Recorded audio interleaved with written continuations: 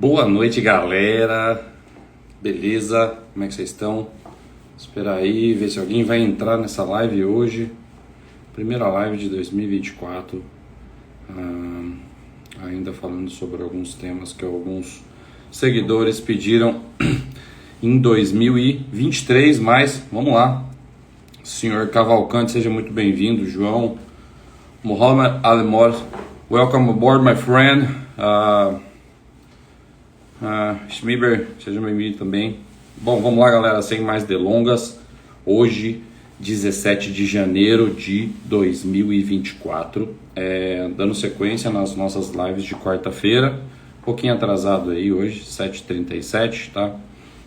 Na verdade, eu nem ia conseguir dar live, porque eu estava estudando um outro tema aqui, mas vamos lá. Esse tema foi pedido por um dos seguidores e eu acho um tema bem interessante. Eu resolvi abordar ele de forma independente, tá? Então, o tema de hoje é controle de qualidade específico de paciente, câmara de ionização ou filme radiocrômico, né?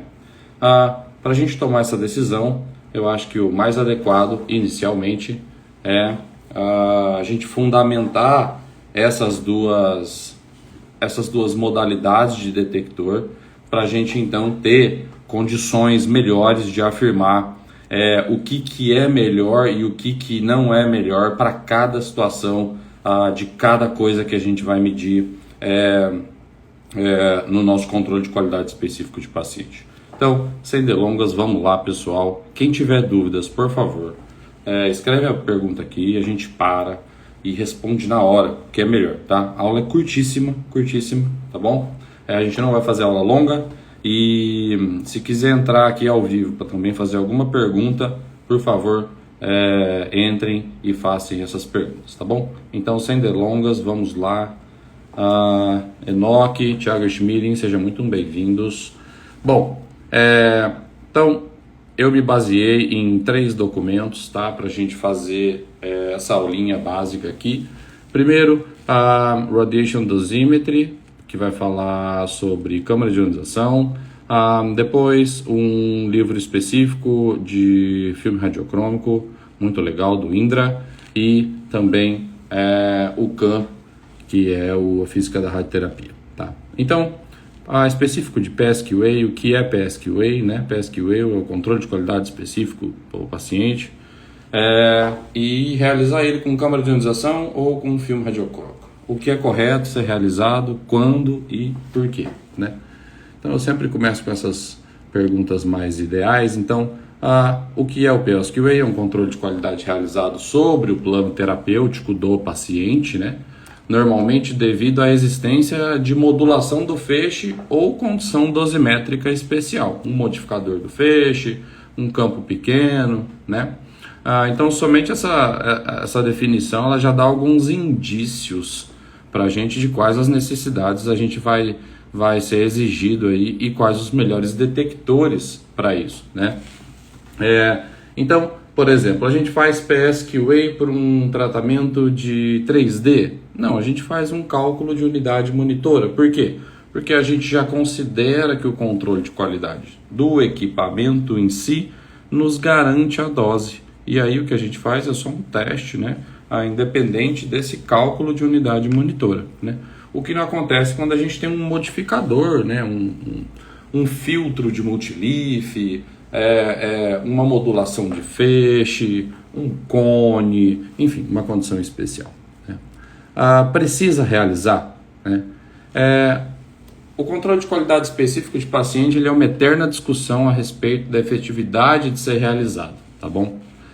Existem muitos trabalhos e muitos autores que defendem que uma prática mais automatizada de verificação seja mais importante. Outros já defendem uma escola mais conservadora de realizar controle de qualidade para todos os pacientes.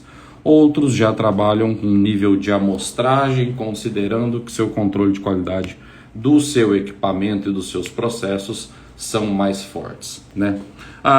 Nomes como a APM, a ACR e a Astro, eles recomendam, né, o PSQA como passo importante de técnicas moduladas, tá bom? Então, Eu entendo que o PSQA é uma das nossas últimas barreiras para checar todo o plano de tratamento desse tipo de tratamento, então eu acho que, se for possível realizar para todos os pacientes, realize, né? Quando a gente deve realizar, né? Quando a gente tiver modulação, quando a gente tiver bloco de modulação, quando a gente tiver campos não convencionais, né? Campos pequenos, cones, enfim, técnicas mais diferentes. E o que eu quero checar no controle de qualidade, né? Controle de qualidade, eu só quero, né, avaliar, né? Para planos que têm técnicas não modulares, por exemplo, um cone, um arco conformacional, né? O foco principal vai ser a gente avaliar a dose desses campos que a gente entregou nesse paciente, beleza? Então, para campos não modulares.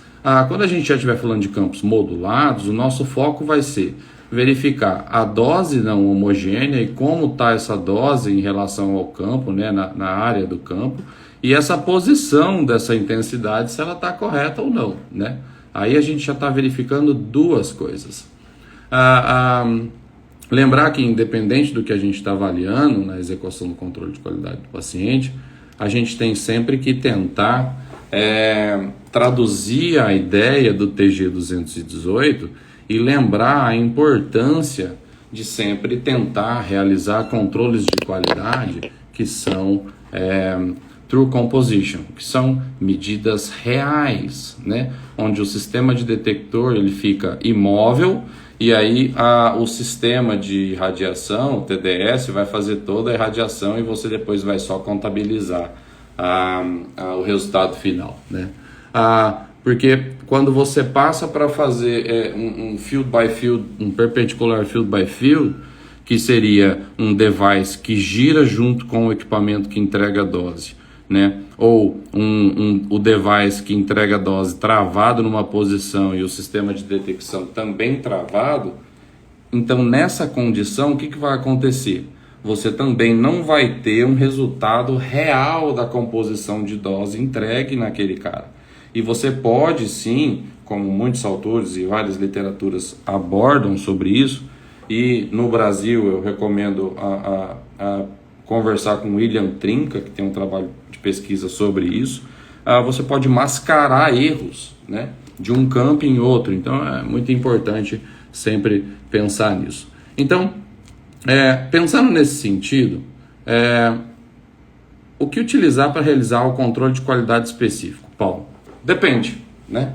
A melhor resposta pode ser construída conhecendo as características de cada detector. Então, eu fiz um resuminho sobre as características de cada detector e de antemão eu já digo que câmara de ionização vai ganhar, tá? Então vamos lá. Câmara de ionização, galera, ela fornece a medida mais simples de dose em um dado volume, né, o volume sensível dessa câmara, num plano de tratamento, né? Ela fornece um resultado mais preciso de dose absoluta, além de ser um resultado rastreado, tá bom? Isso é muito importante, tá? Essa condição aqui é muito importante. Ela não avalia a posição de fluência, né, de intensidade em uma área de campo, né, ou qualquer coisa além de um valor de dose que pode ser representativo de acordo com a sua posição, né? Se você coloca o seu detector numa região do campo de tratamento que está relacionado a um alvo, a um órgão de risco específico, então esse ponto de dose medido ele é representativo para uma avaliação específica que você está tendo, né? E normalmente ele não apresenta dependência direcional. As cilíndricas normalmente aí que a gente tem, principalmente as mais novas, aí a grande maioria aí, tirando Farmer, né? A grande maioria tem um aspecto já quase 3D, digamos assim. Bom, as câmaras de ionização, elas têm uma dependência energética, né? A gente sabe disso. Todo físico aí sabe do KQQ0, né? O bendito KQQ0. Então, é importante, quando se faz medida de dose absoluta, considerar a dependência energética, tá bom? Os detectores de câmara de ionização também apresentam dependência com temperatura e pressão, a gente sabe disso, né? O KTP, né? E apresenta também dependência com relação à eficiência de coleta de carga, né? a relação das voltagens, importante, né? Fazer lá menos 300, menos 150, saber a eficiência de coleta do seu detector e aplicar, né, esse fator de eficiência de coleta do seu detector para os seus PSQAs. Então, isso também é muito importante. Seguindo aqui, a gente tem considerações interessantes, né? Como a gente está falando de um volume, né? O 218 mostra muito bem isso. A gente tem que ter a preocupação sempre de considerar, colocar o nosso volume numa região onde a variação de dose dentro da câmara de ionização seja menor do que 5%. Porque se eu colocar minha câmara de ionização, né, em um volume... Se eu colocar minha câmara de ionização em um volume, em uma região onde eu tenho um alto gradiente, né, eu tenho um alto gradiente, então vamos supor lá que eu tenho 10% de gradiente. Quando eu medir com essa câmera e usar o valor médio dela aqui, o que vai acontecer? Eu vou ter que aceitar uma variação de dose muito grande, né? Eu vou ter que aceitar um gradiente de dose de 10%, porque pode ter dose na câmara daqui ou aqui, né?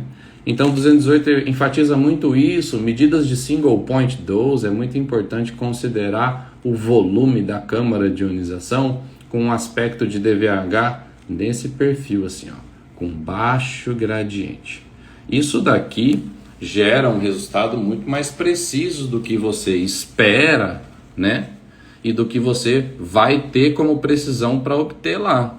Legal? Boa noite, Maria Elda, seja bem-vinda. Então, single point doses, né? Muito importante aí. Muito importante também considerar os pontos de medida, né? Então, por exemplo, pontos relevantes de medida aqui, num caso de SBRT de coluna, né? A gente pode colocar o nosso plano de medida aqui nesse ponto 1, que seria um plano de alvo, né? Alta dose. E também a gente poderia colocar o nosso volume detector, uma câmera de ionização, nesse ponto 2, que seria a medula como órgão de risco. E a gente teria, então, uma medida pontual de dose representativa daquele ponto, uma medida rastreável de dose absoluta. Tá? Então, isso seria câmara de ionização simplesmente muito tranquila. Agora, quando a gente fala de filme radiocrômico, quando a gente fala de EBT, né? Filme radiocrômico, ele já fornece para a gente uma distribuição de dose no plano que ele foi colocado, no plano axial, no plano sagital, no plano coronal, né? Ele fornece resultado de dose relativa de modo fácil e pode fornecer resultado de dose absoluta quando calibrados, mas eles não possuem confiança tão boa quanto comparadas de câmara de ionização, tá bom? Alguns artigos na literatura reportam incertezas combinadas de 1,5% para situações rigorosamente controladas. Mas quando eu digo rigorosamente controladas, é tipo uma coisa de filme, tá ligado? Hollywood mesmo. Mas a média é bem superior, tá? A média aí fica 5, 10, 20% de erro, tá bom? Bom, os filmes eles têm uma alta dependência com a baixa energia, tá bom? O livro mostra muito bem isso, né? Principalmente o EB2 e o EB3 aí tem uma influência bem grande aí, né? Que pode chegar a 3% de influência de dependência com a baixa energia, né? Ele fornece para a gente, então, uma medida indireta, né? Através da leitura de densidade óptica do filme irradiado, né? Ele varia a sua absorvância, na verdade, né? Então, idealmente a relação de OD-dose ela deve ser linear, né? Mas a realidade mostra que isso que não é isso que a gente tem, né? A gente vê que o resultado ele varia de acordo com o canal das três cores primárias quando a gente escaneia esse filme. Então é possível a gente extrair informações, respostas dos diferentes canais dos filmes, né? Para diferentes comprimentos de onda frente à relação OD12, né? Perdão. E outras coisas que são importantes é que a posição do filme e sua orientação, a presença de gap de ar entre o filme e o vidro do detector, do scanner, né? As características do scanner, todos esses pontos, eles afetam o resultado final, tá? O fracionamento de dose no filme, ele também afeta a leitura final, né? A gente sabe que o filme radiocrômico, ele é um filme que precisa de uma quantidade de unidade monitora muito grande para se sensibilizar, né? Então, quando a gente está falando aí de tratamentos convencionais ou de baixa dose dia, a gente tem a problemática de ter que reescalonar a dose, né? E fracionamento, né, de dose no filme, ele afeta, essa variação da dose, ele afeta, né?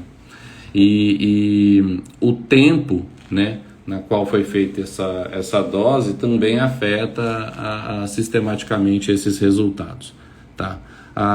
Esse trabalhinho que está lá dentro do capítulo 3 do livro, ele mostra a influência do efeito de fracionamento para diferentes níveis de dose, quando você faz a mesma dose final, mas em 1, 2, 3, 4 e 5 frações, né? Você vê que o OD varia muito e varia com relação ao número de horas também. Uma coisa muito importante. Ou seja, o filme tem várias coisas que influenciam a sua resposta, né? O tempo entre a irradiação e a leitura do filme é um parâmetro muito crítico, né? Eu me recordo que desde a residência, quando eu comecei a mexer com o filme, em 2010, existia uma preocupação muito grande de, vamos irradiar o filme hoje, porque a gente tem que ler o filme 24 horas depois. Então, existia toda uma logística de programação para isso acontecer certinho, né? O processo de coloração do filme, ele não é instantâneo, tá? Porque ele está relacionado à polimerização da sua camada ativa, tá bom? O filme EBT, ele varia de 6 a 9% na coloração nas primeiras 12 horas, tá bom? O EBT2 e o 3, que já são mais novos, eles estabilizam com variações de 1% nas primeiras 6 horas, mas é recomendado, basicamente por todo mundo, aguardar ao menos 1 ou 2 horas para ter uma imagem de um filme com não tanta precisão. Mas se você realmente tiver qualidade de medir dose quantitativa, aí sim esperar 24 horas, né? Outro fator que influencia também a resposta no uso de filme radiocrômico é a luz polarizada do scanner, né? Ela fornece um impacto muito grande no resultado da OD obtida, tá?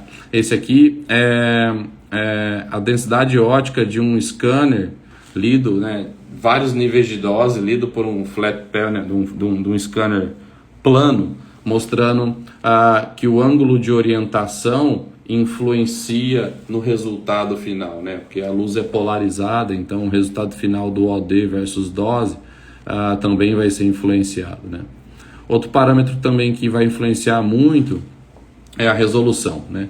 Filmes são conhecidos por ter uma enorme resolução espacial, né?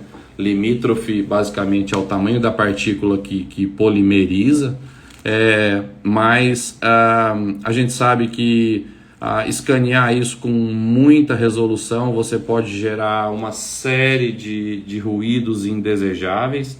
Então, para evitar a utilização de filtros desnecessariamente, adquirir imagens com uma qualidade de resolução espacial boa, a recomendação hoje que se tem é fazer aquisições na casa dos 75 dpi, tá? A uniformidade do filme, né, é sempre interessante avaliar, né, para cada lote, para garantir melhores resultados, tá?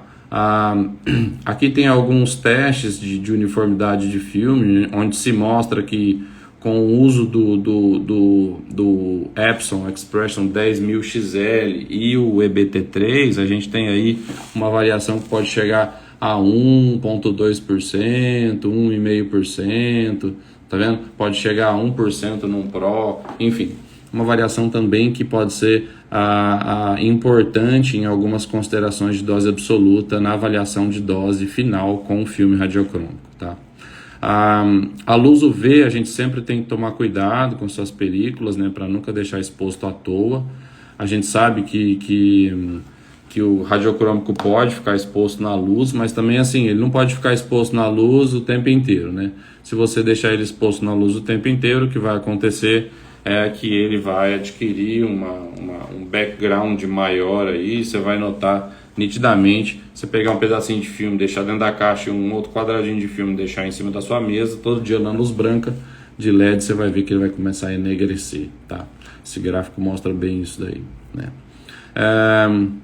Bom, campo magnético, para os colegas que pensam aí nos aceleradores com ressonância, cuidado, tá? Cuidado. As variações podem chegar a 4% entre o filme irradiado com o campo magnético e sem o campo magnético, tá?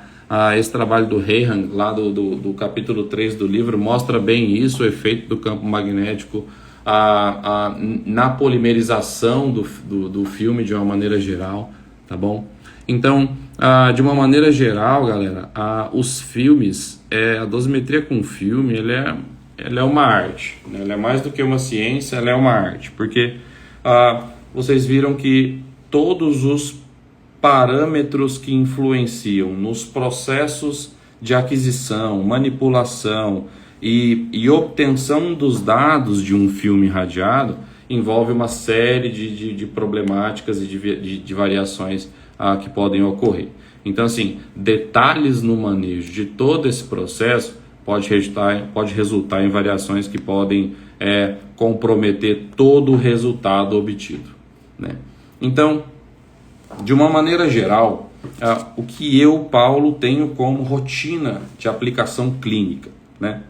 Se eu estou trabalhando com casos de doses convencionais, campos convencionais, por exemplo, arcos conformacionados, rapid arcs, tradicionais de lesões metastáticas, lesões mais regulares, eu gosto de fazer uma medida com uma câmara de ionização simplesmente, né? E corroborar, além disso, com os dados do portal dosímetro, que seria um filme radiocrômico, né? Não seria o filme radiocrômico propriamente dito, porque eu não faço um true composition, né? Eu faço um perpendicular field by field, né? O que já ajuda, porque eu obtenho dose absoluta de um ponto que eu acho representativo e associo isso à minha fluência de dose obtida na região de alta e também na região de baixa, né? Segundo ponto é quando eu tenho situações de alvos côncavos, né? Convexos, côncavos, e que eu tenho assim órgãos de risco muito próximo. Considero medida de dose absoluta com câmara de ionização nesses pontos sempre. E aí um portal dosímetro. Campos muito pequenos, 2, 3 lâminas de 0,25, aí a gente faz medida com o pinpoint, mas a incerteza da pinpoint é muito grande, e aí a gente tem que fazer um filmezinho junto com o portal dosímetro, que dá uma resposta muito boa. Então, de uma maneira geral, eu considero que câmara de ionização hoje fornece para a nossa rotina clínica louca, brasileira, cheia de coisas a serem feitas, uma precisão maior, apesar da gente ter a limitação de ter apenas uma medida pontual de dose, tá? Ao passo que o filme radiocrômico, apesar das suas N qualidades, ele fornece um resultado de dose relativa muito bom, com precisão, sem muito paranauê. E caso você queira utilizá-lo para dose absoluta, aí tem que ter um pouco mais de calma, fazer uma implementação mais bem adequada para que o resultado final seja positivo, né? Então é isso, galera. Valeu aí para quem ficou aqui assistindo essa aulinha bem curta, 2 opiniões sobre 2 detectores usados na rotina clínica. Próxima aula a gente faz sobre as últimas coisas que o pessoal falou ano passado que gostaria. Obrigado a todos. Perguntas é só deixar aí pra gente que a gente responde a todos, beleza? Um beijo, boa noite, fiquem com Deus.